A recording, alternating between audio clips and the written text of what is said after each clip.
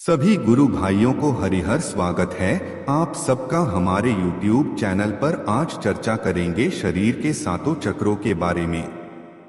जिस प्रकार जीवन शरीर और उससे संबद्ध 6 शरीर स्थूल शरीर का संचालन करते हैं, उसी प्रकार से 7 चक्र भी हैं जो इन शरीरों से संबद्ध हैं और इन शरीरों की ऊर्जा का मुख्य स्रोत हैं। प्रत्येक एक चक्र हर एक शरीर से विशेष रूप से जुड़ा है। उन चक्रों को शरीरों से भिन्न नहीं किया जा सकता, केवल समझने के लिए अलग अलग प्रकाश डाला जा सकता है। प्रत्येक चक्र के 2 मूलभूत विशेष गुण हैं। एक गुण उसकी मूल प्रवृत्ति है, जबकि दूसरा गुण मनुष्य को स्वप्रयास से जागृत करना होता है। यही पुरुषार्थ है। इसी के लिए मनुष्य शरीर मिलता है। अनेक लोग इन चक्रों के जागरण का प्रयास करते हैं, लेकिन पूर्ण गुरु न होने के कारण, सही विधियों का पता न होने के कारण इसमें अपेक्षित सफलता नहीं मिलती है। ये 7 चक्र तो मुख्य हैं। इनके अलावा 108 चक्र होते हैं जो सिर, हाथ व पैरों में भी होते हैं। इन 7 चक्रों से संबद्ध 3 मुख्य ग्रंथियां होती हैं, जिन्हें ब्रह्मा, विष्णु व रुद्र ग्रंथियां कहा गया है। मूलाधार से जब ध्यान आरंभ करते हैं तो सबसे पहले ब्रह्मा ग्रंथि का भेदन करना होता है।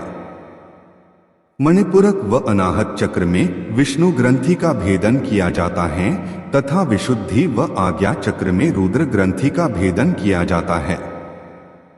उसके बाद ही चक्रों के जागरण में गति आती है। ग्रंथि भेदन का यह कार्य दीक्षा के बाद पूर्ण गुरु ही कराते हैं। यह ध्यान रखने की बात है कि कभी भी कोई भी चक्र गड़बड़ होगा तो उसका प्रभाव दूसरे चक्रों पर पड़ता है और फिर पूरे शरीर पर। ध्यान के लिए पूर्व व उत्तर की ओर ही मुंह करके बैठना चाहिए ताकि शरीर पृथ्वी के चुंबकीय क्षेत्र से मुक्त रहे। यह भी विशेष ध्यान रखने की बात है कि पितरों पूर्वजों की मुक्ति हुए बिना, स्मृतियां, कर्मभोग, कर्मबंधन करे बिना न ध्यान होगा, न कोई चक्र जागृत होगा।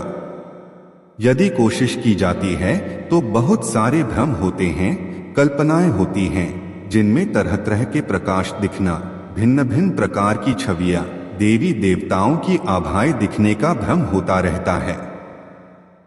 इसी में बहुत लोग फंस जाते हैं कि उनके तो चक्र जागृत हो गए, कुंडलिनी जागृत हो गई, जबकि ऐसा कुछ हुआ ही नहीं होता है। यदि ऐसा कुछ हुआ होता तो फिर आप और आपके परिवार के सभी संकट समाप्त हो जाने चाहिए थे। आप परमानंद में चले जाने चाहिए, लेकिन ऐसा देखने को नहीं मिलता। करौली धाम में ऐसे ही भ्रम के शिकार हुए बहुत से लोग अपना उपचार कराने आते हैं। यह भ्रम पितर पूर्वज ही करते कराते हैं। आगे के वीडियो में सभी चक्रों को एक एक करके विस्तार से वर्णन किया गया है, जिनके लिंक डिस्क्रिप्शन में दिए गए हैं। वहां जाकर आप आगे के वीडियो देख सकते हैं।